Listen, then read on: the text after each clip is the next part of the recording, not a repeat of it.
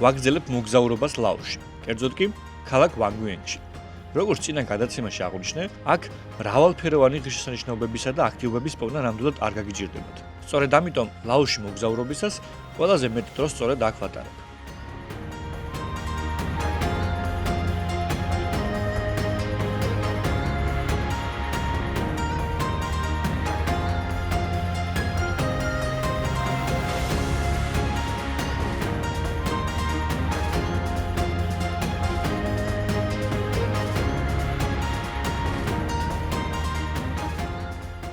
როდესაც ვანგუიენგის ქუჩებში შუადღისით გამოდიხართ, ძალიან სიმშვიდე და სიწყნარია.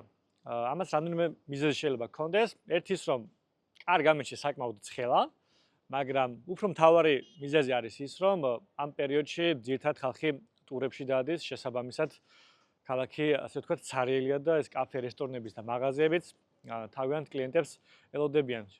აქედან გამომდინარე, რასაც დავაკვირდი, დილით და საღამოს საათებში აქ ძალიან ხალხმრავლობაა. გავსებულია ყველა დაწესებულება, ეს იქნება კლუბები, კაფეები, ბარები თუ უბრალოდ ჩვეულებრივი რესტორნები. თუმცა ამ პერიოდში არ არის მაინც და მაინც გადატვირთული გზები, მართალია მანქანები მოძრაობს, მაგრამ ძალიან სიმშვიდეა ამ მიმართულებითაც. რაც ძალიან მომწონს ვანგუიენგში არის ის, რომ ფეხის ყოველ ნაბიჯზე შეხვდებით მაღაზიებს, დახლებს, სადაც ნებისმიერი რამის ყიდვის საშუალება გექნებათ. ვიენტიანში, დედაქალაქში არ იყო ამხელა სივრცე და ეტყობა, რომ ძალიან ბევრი ტურისტი იღებს ეს ქალაქი, ვინაიდან ყველანაირი ტიპის ტურისტია გათვლილი. ფასები საკმაოდ ნორმალური, ამიტომ აქ მოგზაურობისას თუ რამე შესაძლებელი გექნებათ, არაფერზე იდარდოთ, ჩამოგზანდით, დაისვენეთ, წადით ბევრნაირ ტურში და თუ რამის ყიდვა დაგჭირდებათ, აქ შეიძინეთ.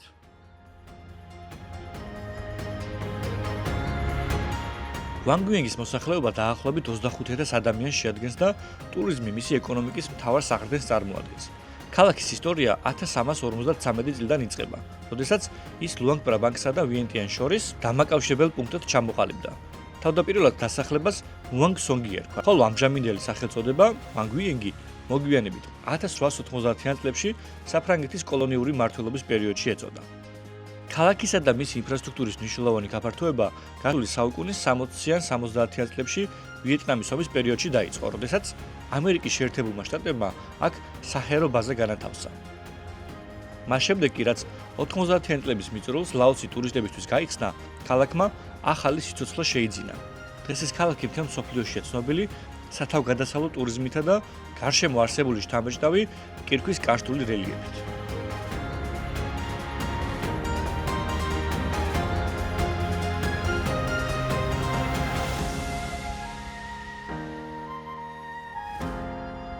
და ფულთან დაკავშირებითაც გითხრათ რაღაც.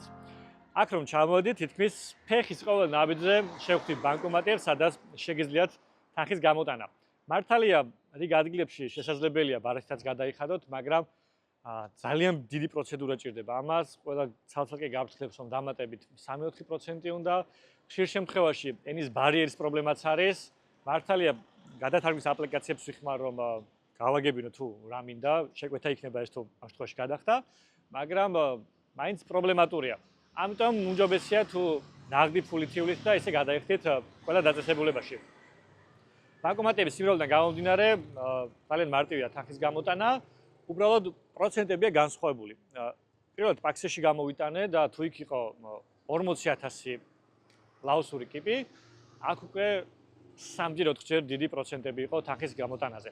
ჩემი პირადი გამოცდილებით სხვადასხვა ბანკომატის გამოყენებასთან დაკავშირებით არის ის, რომ საკომისიო იყო 130,000-დან 150,000-მდე, რაც საკმაოდ მაღალი თანხაა, ვინაიდან 17-18 ლარი გამოდის საბოლოო ჯამში. ამიტომ უმჯობესია ერთ გამოტანაზე დიდი თანხა გამოვიტანოთ, რომ ყოველ გამოტანისას ამ ხელა საკომისიო არ გადაიხადოთ.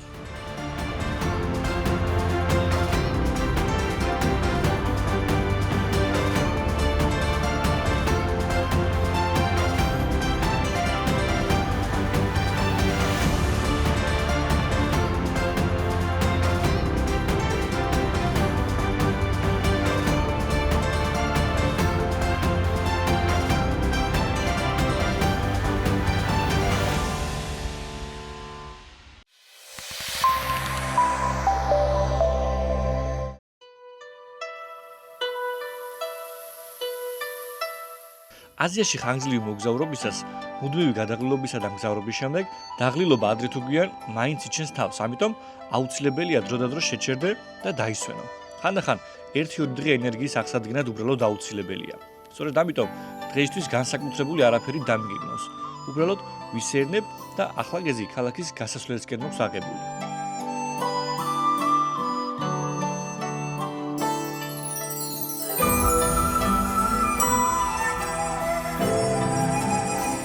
როდესაც Wangwings ჩაწერთ საძიებელ სისტემებში, რამდენიმე საინტერესო ადგილთან ერთად აუცილებლად წააწნევით ფოტო-ვიდეო, სადაც ზის ჩასვლის ფონზე არის მთები და ძალიან ბევრი საჰაერო ბუშტი.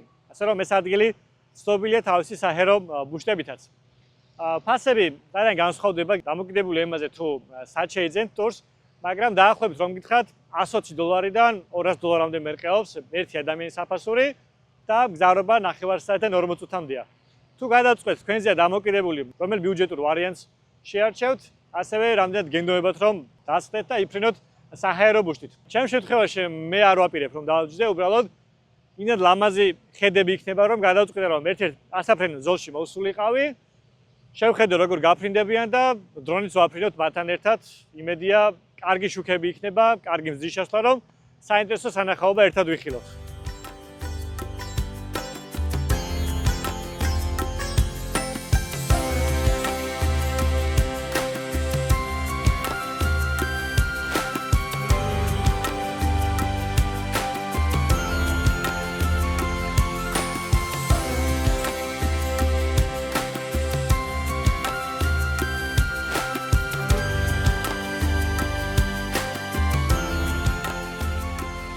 ულამაზესი სანახაობაა. როგორც მიწიდან, ისე დროინით გადაღებისას შეუძლებელია ამ პეიზაჟებით არ მოიხილო.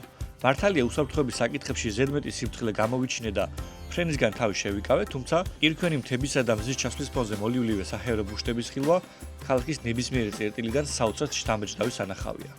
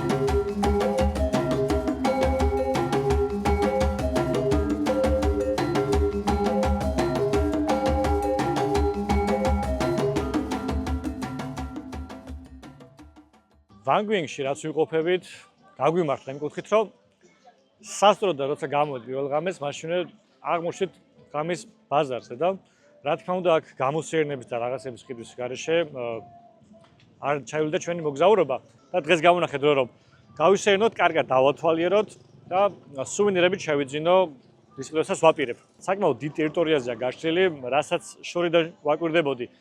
ფაქტობრივად ყველაფერი იყიდებოდა, აქ არის ეროვნული სამოსი, სუვენირები, ხელნაკეთი ნივთები და აბსოლუტურად ყველაფერი, რაც ღამის ბაზარშია ხოლმე. ამიტომ ბევრს აღარ გავაგრძელებ ახლა, გავისერნოთ, ერთად ვნახოთ, თან შევიძე და თქვენს გაგაცნობთ ფასებსაც და თუ როგორ იყიდება და რა იყიდება. ბევრი არაფერი შემიძენია, თუმცა რამდენიმე სუვენირი მაინც ამოვარჩიე. უნდა აღვნიშნო, რომ აქაური ფასები დედაქალაქთან შედარებით საგრძნობლად მაღალია. ამის შემდეგ გადავწყვიტე სასტუმროში ცოტა ხნით დამესვენა და შემდეგ სავახშმოდ წავსულიყავი. მართალია Wangwings პატარა ქალაქია, მაგრამ როგორც გითხარით, ძალიან ბევრი დაწესებულებით არის სავსე, მათ შორის კვების ობიექტებიც. აზიაში მოგზაურობისას ფაქტობრივად სულ აზიურ კერძებზე ვარ, ბრინჯი განსაკუთრებით და ქათმის ხორცს ვანცვლებ ხოლმე სხვა ხორცით ამიტომ ძალიან მომენატრა შედარებით სხვანაირი კერძი, ამიტომ დღეს შევარჩიე ეს ადგილი, რომელიც არის ირლანდიური პაბი და გადავწყვიტე რომ ბურგერი მეჭამა. ალბათ აზიაში მოგზაურობის დროს ბურგერი ძალიან ცოტაჯერ თუ მიჭამია, მაგრამ ოდესაც მოგინატრება განსხვავებული კერძი, არის საშუალება რომ მოხვიდეთ. გარდა ამისა კიდე რამდენიმე პაბიც არის და ესეთი რესტორანი, სადაც დასალურ კერძებს დააგემონებთ ჩვენთვის ასე ნაცნობს. საკმაოდ გემრიელად გამოიყურება, ამიტომ დროს აღარ დავკარგავ და შევექცევ. ბურგერი მაინც და მაინც გემრიელი არ აღმოჩნდა, თუმცა თუ გავითვალისწინებთ რომ აზიაში ვართ, ურიგო ნამდვილად არ იყო.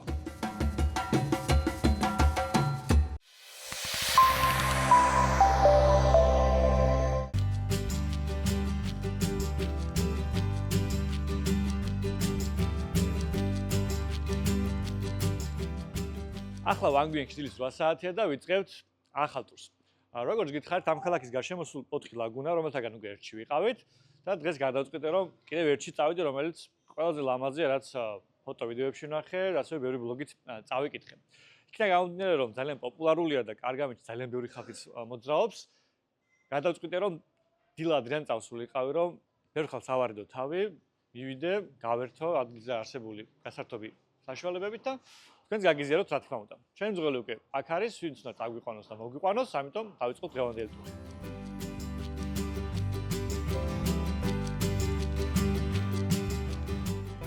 როდესაც სანდრო მძღოლს იპოვი და მისი მომსახურებით რამდენჯერ მიისარგებლებ, ისიც ყოველჯერზე უკეთეს ფასს გთავაზობს და გადაადგილებაც ბევრად მარტივდება.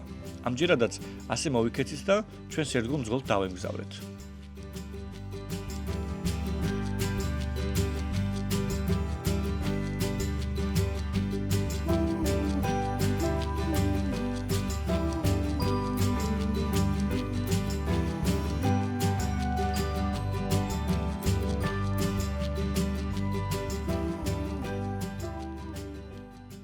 დაახლოებით 40 წუთიანი მგზავრობის შემდეგ მოვიდით დანიშნულების ადგილას. სწორი გათვლა იყო იქიდან გამომდინარე, რომ პირველი სტუმრები ჩვენ ვართ დღევანდელ დღეს. ზედ საკმაოდ აჭერს და კარგი ამინდია, ამიტომ ცოტა ხანში სავარაუდოდ გადავხვდები ამ ლამაზ წყალში, მაგრამ შორიდან ცოტა არ აღმოჩანს. თუმცა თუ გავითვალისწინებთ იმას, რომ საკმაოდ მაღალი გადმოსახდომები, ალბათ ეს უფრო ილუზიაა და ღრმა წყალი უნდა იყოს. თუმცა რა თქმა უნდა, როცა ჩავალ და შევხედავ, უფრო კარგად გავიგებ. შესასვლელ ბილეთში 20,000 კიპი გადავიხადეთ, რაც დაახლოებით 2.5 ლარია. ეს პატარა, ფირუზისფერი ბუნებრივი აუზია, რომელიც ჯუნგლებსა და კარსტულ კლდეებს შორის მდებარეობს. წყალი კრისტალურად სუფთაა და განსაკუთრებით სასიამოვნოა სიცხეში გასაგრილებლად. მიუხედავად იმისა, რომ ჯერ კიდევ დილაა, უკვე საკმაოდ ცხელა, ამიტომ წყალში შესვლა საერთოდ არ გამჭირვებია.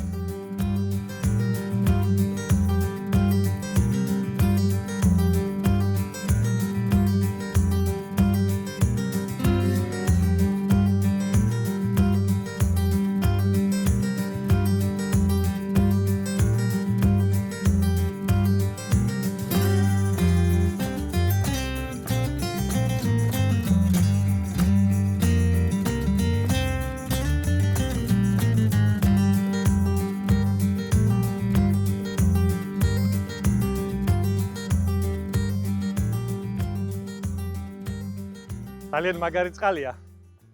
ჯერ ერთ-ორჯერ გადმოხდი რომ გამეტეს და ასე ვთქვათ სიღრმე, იმიტომ რომ აქედან არ ჩანს ესეთი ღრმა და კარგი წყალია უბრალოდ.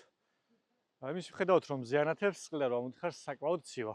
ამიტომ პირსახოთ წამოიღეთ აუცილებლად. სხვა მხრივ განდომებს რომ წყალში დაბრუნდე, გაერთო ვინაიდან როცა წყალში ხარ ძალიან სასიამოვნო განცდა დაცურავ გადმოხდები, რა თქმა უნდა გავერთობით.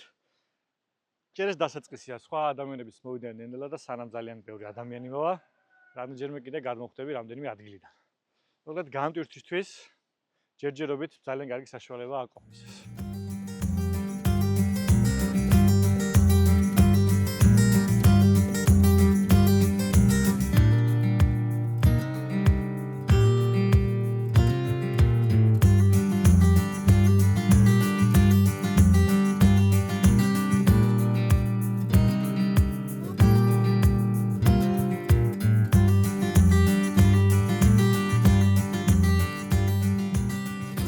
სხვადასხვა პლატფორმიდან წყალში გადახტობა, ცურვა და გარშემო ბედნიერი ხალხის ხილვა სასიამოვნოა. ეს საუკეთესო საშუალებაა, რომ დადებითი ენერგიით აივსო და ამავდროულად სრულყოფილად დაისვენო.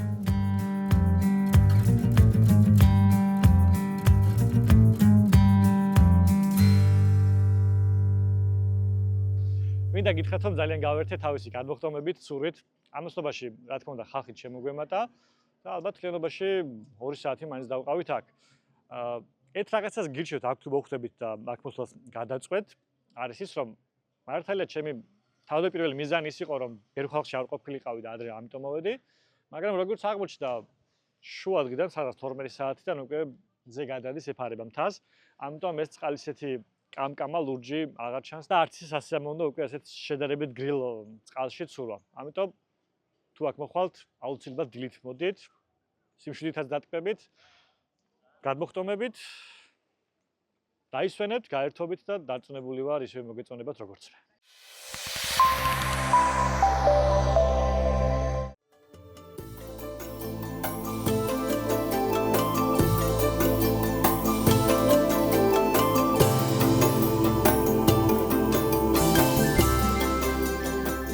სასტუმროში დაბრუნებისა და დასვენების შემდეგ კვლავ ვან გუენგის ქუჩებში გამოვედით. თუმცა მანამდე გადავწყვიტე ცოტა წავიხებსო. ჩემი მეგობარი, რომელიც ლაოსში მოგზაურობდა, მირჩია, რომ თუ დაგაინტერესებს ქუჩაში კვების დეტალები, შეგვიძლია გაიარო ერთ ადგილასო, რომელიც მოძებნე ინტერნეტში, რუკაზე მონიშნე და ახლა შესანიშნავი დრო იყო, რომ აქ მოსულიყავი და დამეგემონებინა ეს ბურგერი, ამ შემთხვევაში ავარჩიე ქათმის ბურგერი, რომელიც ყველაზე კარგად გამოიყურება ფოტოებზე. 50,000 ღირს, რაც დაახლოებით 6 ლარის ოდენობით არის. მის რეკომენდაცია ძალიან გემრიელია და მივირთმევ მეც გეტყვით, როგორი იქნება.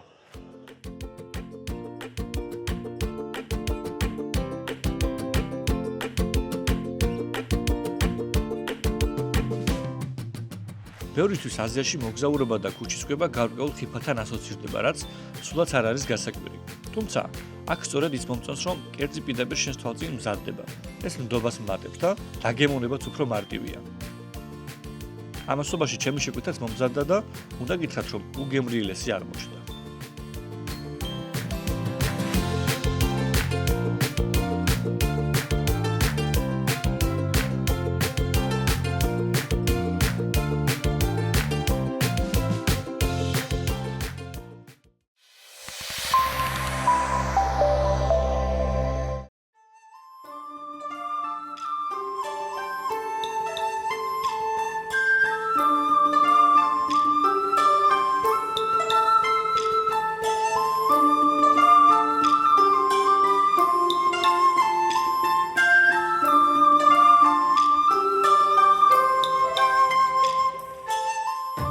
ვატკანგი ვან გუენგის ერთ-ერთი ყველაზე მნიშვნელოვანი და განსაკუთრებული ისტორიის მქონე ტაძარია, რომელიც ქალაქის ცენტრის ჩრდილოეთ ნაწილში მდებარეობს.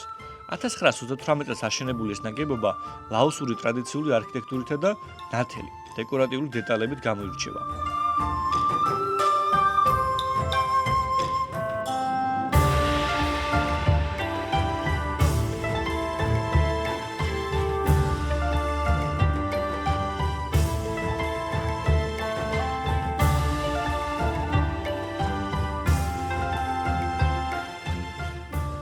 ვან გუენგის არქიტექტურას რომ გადავხედოთ, რამდენიმე სართულიანი შენობებია ძირითადად და მათ შორის ტაძარიც არ არის ისეთი დიდი, როგორც თქვა, ლაოსის სხვა ადგილებში გვინახავს, არც მასშტაბურობით გამოირჩევა, მაგრამ ვფიქრობ, მაინც ძალიან საინტერესო, ვინაიდან სწორედ ადგილობრივ არქიტექტურაში ძალიან კარგად შედება.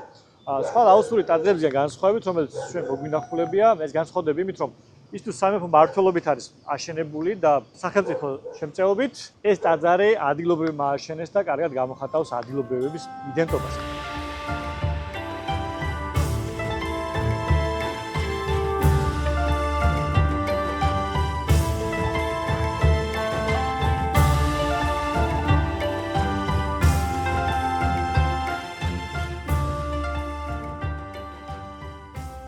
ტაძრის კომპლექსში წარმოდგენილია ულამაზესი ფრესკები, ორნამენტული ჩუქურთმები და ბუდას რამდენიმე მნიშვნელოვანი გამოსახულება. მათ შორის სულიერი სიმშვიდის განსახიერება, მჯდომარე ბუდა და წოლიარე ბუდა, რომელსაც 4 პატარა ქანდაკება ახლავს. ტაძრის ერთ-ერთი გამორჩეული ნაგებობაა დოლის კოშკი, ელემენტი, რომელიც ლაოსის მხოლოდ უმთავრესი ტაძრებისთვისაა დამახასიათებელი. ამ კოშკის არსებობა კიდევ ერთხელ უსვამს ხაზს ვატკანგის, როგორც ვანგ ვენგის სულიერი და კულტურული ცენტრის განსაკუთრებულ მნიშვნელობას. ვატკანგის მონახულება საოცარი სულიერი განტვირთვის მომტანია. აქ ყოველთვის განსაკუთრებული სიჩუმეს უფევს. ტაძარში შესვლა უფასოა და ის მთელი დღის განმავლობაში ღიაა, რაც მას ქალაქის დათვალიერებისას იდეალურ შესასვენებელ ადგილად აქცევს. რეკომენდებულია მოგრძალებული ტანსაცმლის ტარება, რადგან ეს მოქმედი რელიგიური ტაძარია და ადგილობრივები აქ სალოცავად მოდიან.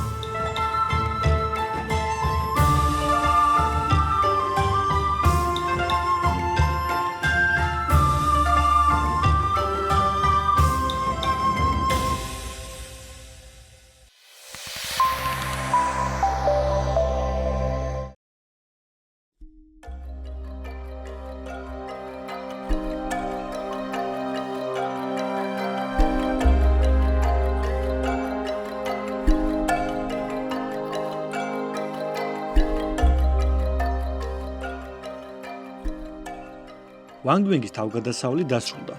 ეს დღეები ნამდვილად დაუვიწყარი აღმოჩნდა. სავსე ახალი აღმოჩენებითა და ემოციებით. ახლა კი დროა ლაოსისა და ზოგადად ჩემი აზიური მოგზაურობის ბოლო დანიშნულების ადგილისკენ გავემართო.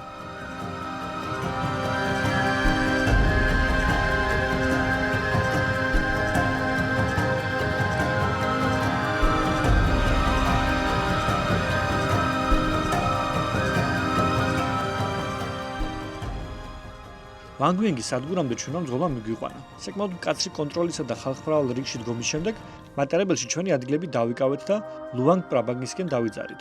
გზა ძალიან სასიამოვნო აღმოჩნდა.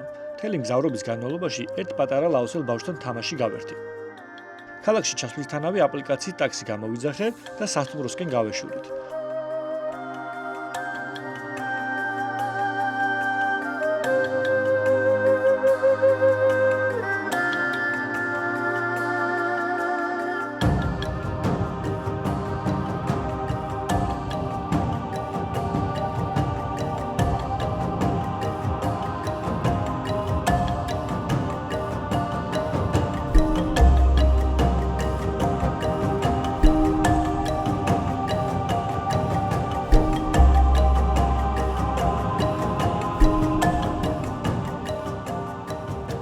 მატარებლის მგზავრობას 1 საათი ცოტა მეტი დასჭირდა.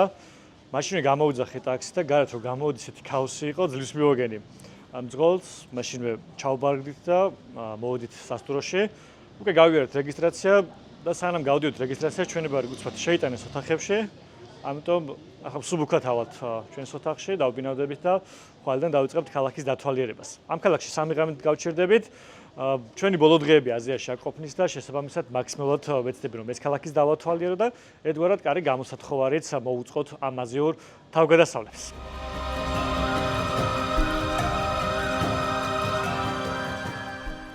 როდესაც ხანგრძლივი მოგზაურობის დასასრული ახლოვდება და ბოლო ქალაქს სტუმრობ, რაღაც უცნაური, სევდიანი განცდა გეუფლება, მაგრამ ჯერ კიდევ ბევრი რამ აქვს სანახავი და თქვენთვის გასაზიარებელი.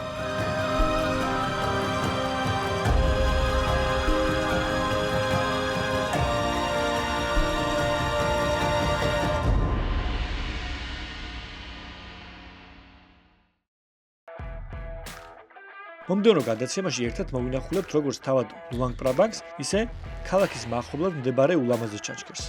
ასე რომ არ გამოტოვოთ. დარჩით ჩვენთან.